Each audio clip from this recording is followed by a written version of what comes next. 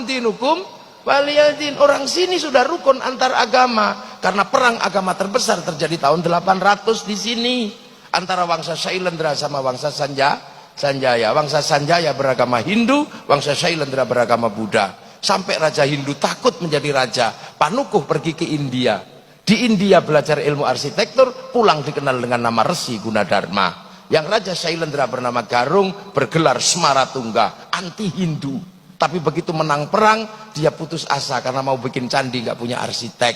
Maka arsitek yang disuruh bangun adalah orang Hindu yang bernama Panukuh. Lahirlah candi Hindu, candi Buddha, nuansanya Hindu yang dikenal dengan Sambara Budura, Borobudur. Makanya kalau ada yang mengatakan Borobudur tinggalan Nabi Sulaiman, tertolak dengan teori itu. Kenapa? Karena Nabi Sulaiman berada di tempat yang namanya Ardul Muqaddasah, dan Ardul Muqaddasah bukan Sleman. Maka ndak usah sok Nabi Sulaiman dari Sleman. Lah iya, saya nanya jin yang paling tua bukan katanya. Lah itu akhirnya ada nuansa Buddha, ada nuansa dalam candi Buddha. Tiba-tiba anak Raja Buddha ini, si Semaratungga punya anak namanya Pramodawardhani Sematawayang, jatuh cinta sama si Panukuh yang orang Hindu. Mau nggak mau dikawinkanlah antara anak Raja Buddha dengan orang Hindu yang anti Buddha, tiba-tiba yang anti Hindu, tiba-tiba anaknya jatuh cinta. Makanya yang kemarin 0102 jangan terlalu serius, jangan-jangan anakmu saling jatuh cinta. Apalagi sekarang Pak Jokowi sama Pak Prabowo jadi satu. Ini hanya terjadi di Indonesia. Gak usah malu, gak usah malu, gak usah malu. Yang kemarin mau jihad, mau apa, gak usah malu. Kalau engkau tidak menangkan kami, aku takut tidak lagi yang menyembahmu. Udah gak usah, gak usah.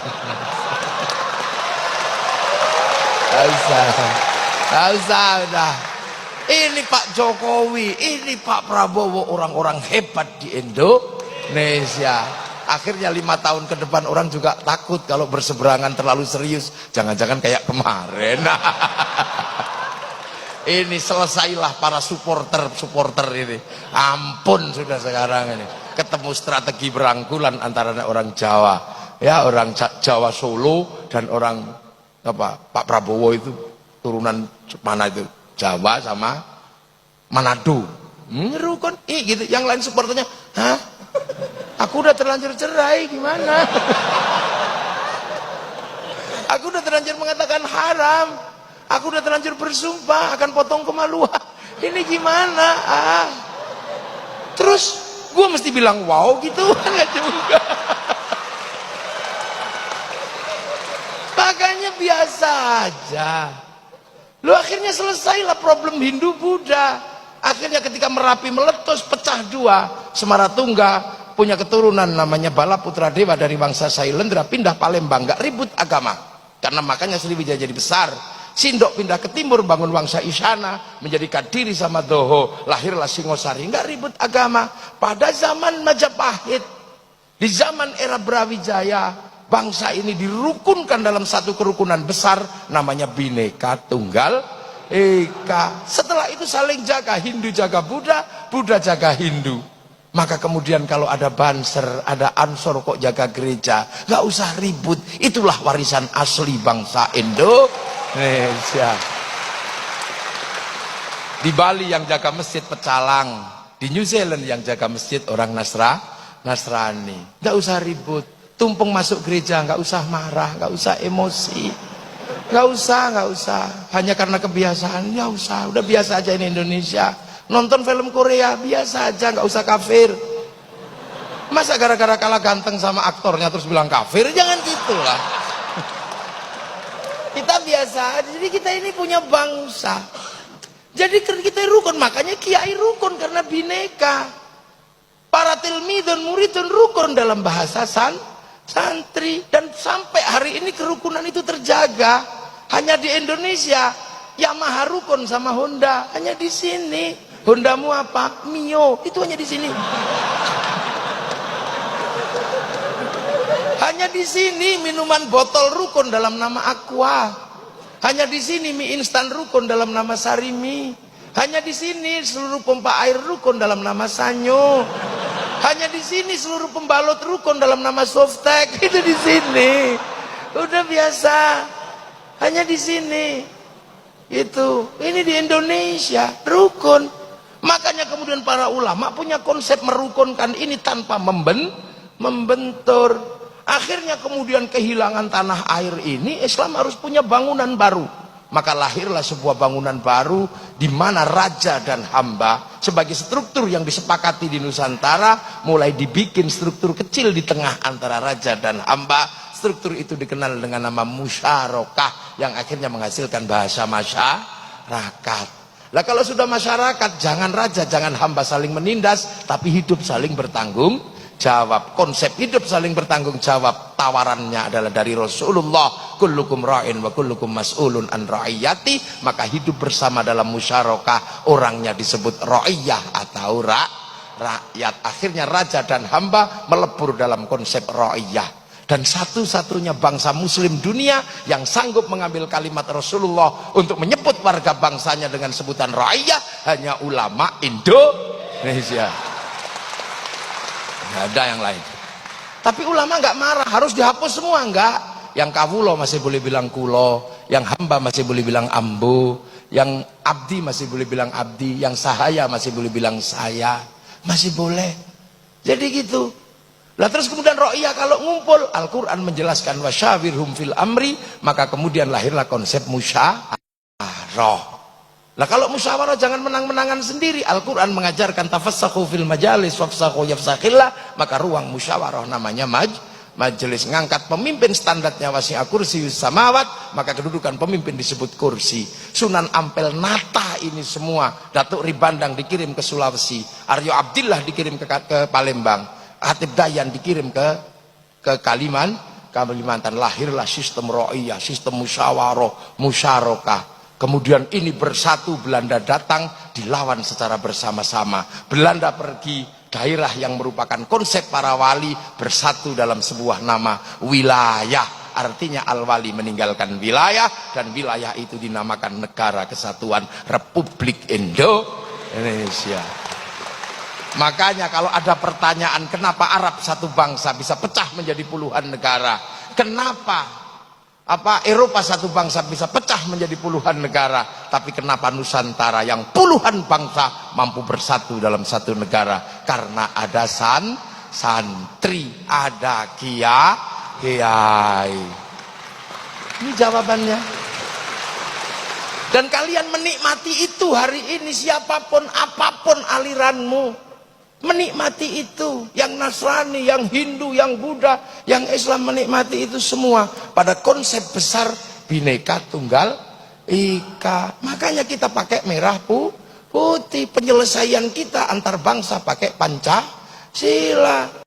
Makanya jangan kau bawa sistem penyelesaian bangsa lain menggunakan dibawa ke sini. Perdebatan penyelesaian bangsa setelah Bung Karno, zaman Balai Pustaka, apakah akan diselesaikan dengan cara Eropa? Tidak bisa. Lahirlah sebuah novel yang kemudian dikasih judul Salah Asuhan. Apakah akan diselesaikan dengan cara Arab? Tidak bisa. Lahirlah novel di bawah lindungan Ka'bah. Apakah akan diselesaikan dengan cara Indonesia full? Tidak bisa. Kenapa? Lahirlah novel namanya Siti Nurbaya. Apakah akan diselesaikan dengan cara Belanda? Lahir tenggelamnya kapal Van der Wijk. Apakah mau diselesaikan dengan itu? Nah sekarang banyak yang menganggap bangsa ini sakit, tiba-tiba membawa penyelesaian dengan cara dari luar. Makanya aneh. Membawa Hizbut Tahrir ke Indonesia, itu aneh. Hizbut Tahrir didirikan oleh Taqiyuddin An-Nabhani untuk menjadi problem solvingnya bangsa Filistin, dan itu gagal di Filistin. Maka kenapa kau bawa produk gagal masuk ke Indonesia? Jangan. Ikhwanul Muslimin kemudian mau dipakai menyelesaikan problem Indonesia, nggak bisa. Ikhwanul Muslimin didirikan oleh Hasan Al-Banna sebagai problem solvingnya orang Mesir, dibawa ke Indonesia, di sana gagal, Mursi digantung. Akan kau selesaikan untuk Indonesia? Nggak mungkin. Kita bukan tipologi sana, kita puluhan bangsa bersatu dalam satu negara kesatuan Republik Indonesia. Maka kita pakailah problem solving Nusantara, cara-cara Indonesia. Kemudian Hizbut Tahrir yang merupakan khilafah tahririyah, akhirnya nggak laku. Biar laku dihubungkan dengan khilafah ala minhajin nubuwah. Khilafah minhajin nubuwah itu adalah alamatus sa'ah. Dia datang bersama hari kiamat. Kalau khilafah tahririyah itu bikinan Taqiyuddin An-Nabhani.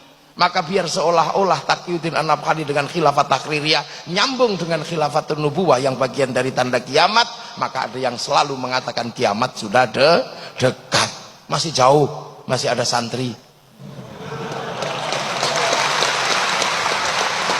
Lu santri kalau zikir bunyi, maka yang tidak ngerti bisa dengar menirukan. Pakai speaker yang jauh bisa dengar menirukan. Yang lain cuma diam gitu. Nah, yang nggak bisa zikir sampai mati juga nggak bisa zikir, nggak dengar apa-apa. Strategi luar biasa. Makanya jangan kau sebut negeri ini tauhid. Gitu loh. Maka karena konsep besar adalah wilayah, maka santri yang merupakan tinggalan para wali, begitu bangsa ini harus memilih sikap. Apakah sikap memilih dasar Islam ataukah sikap memilih dasar bangsa dan negara? Kiai Hasyim Asy'ari memilih sikap bagaimana membangun bangsa dalam ketuhanan yang Maha Esa, meninggalkan yang namanya dan kewajiban syariat Islam bagi pemeluknya.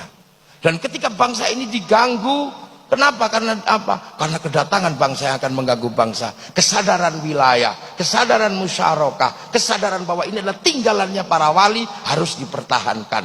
Maka ketika Belanda datang, kaum muslimin melakukan perlawanan, dan perlawanan itu diambil alih oleh santri dengan bikin keputusan yang sangat syar'i, namanya resolusi jihad tanggal 22 Oktober tahun 45. Meledaklah 22 Oktober perlawanan santri, dan dari 22 Oktober lahir 10 November. Tanpa 22 Oktober, tanpa resolusi jihad, tidak ada yang namanya 10 November. Maka 10 November hari pahlawan, 22 Oktober hari santri Indonesia. Nggak bisa. Lah kenapa bermula dari mana? Dari merah putih. Berawal dari merah putih. Dulu merah putih paling dibenci sama Belanda karena mempersatukan. Kiai santri akhirnya tidak bisa mengibarkan merah putih depan rumah, kibarkan di atas rumah kalau mau bangun.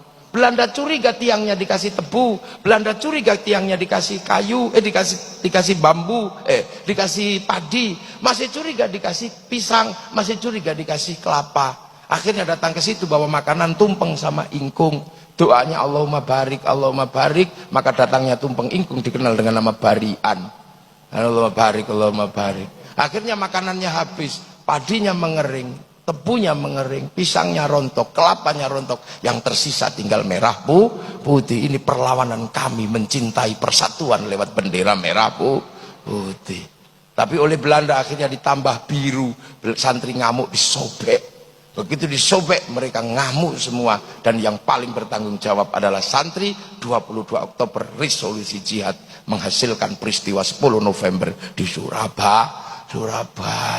Makanya bagi anak milenial kadang merah putih hanya berharga 50.000, tapi santri yang menganggap ini bagian dari perjuangan nenek moyangnya mempersatukan Nusantara, maka merah putih berharga nyawa, ribuan nyawa. Sekarang merah putih tidak minta darah dan tidak minta nyawa, hanya kita minta diangkat oleh tangan kita kiri. Bagi anak milenial yang nggak mengerti ini, dia akan mengatakan tauhid, mengatakan bid'ah, mengatakan musyrik. Ini pasti zaman perang nenek moyangnya, bukan bagian dari sejarah perlawanan bangsa. Ini Nusantara. Dan sekarang bangsa ini terus akan maju di tengah pergeseran besar antar bangsa. Ketika bangsa ini merdeka, bangsa ini disuruh memilih setelah Hitler jatuh tahun 48. Karena Amerika sama Soviet terus berperang, mau ikut mana? Bung Karno tidak memilih ke kiri atau ke kanan. Akhirnya kemudian Bung Karno dijatuhkan. Di eranya Pak Harto, kiri dan kanan masih terjadi Amerika sama Soviet. Dan hari ini pertarungan besar Amerika sudah mulai diruntuhkan oleh kekuatan baru namanya Shanghai Corporation. Anak-anak mahasiswa pasti tahu itu. Shanghai Corp adalah negara baru yang bangkit setelah kelompok yang menyebut dirinya United Kingdom, United States. United Kingdom, United States dulu bangkit karena punya minyak dari negara Arab namanya Aramco. Maka setelah Aramco tidak lagi mensuplai, maka kemudian negara-negara kecil-kecil ini mencari minyak dari negara Syiah, negara Sunni, lahirlah kelompok besar namanya Shanghai Corporation. Amerika emosi, maka kemudian sumber minyak Shanghai Corporation diantem dengan isu Syiah Sunni. Maka kita mengenal isu Syiah Sunni, tapi proses itu gagal. Kenapa? Karena Indonesia nggak terlibat. Coba Indonesia terlibat dalam konflik itu, pasti jadi.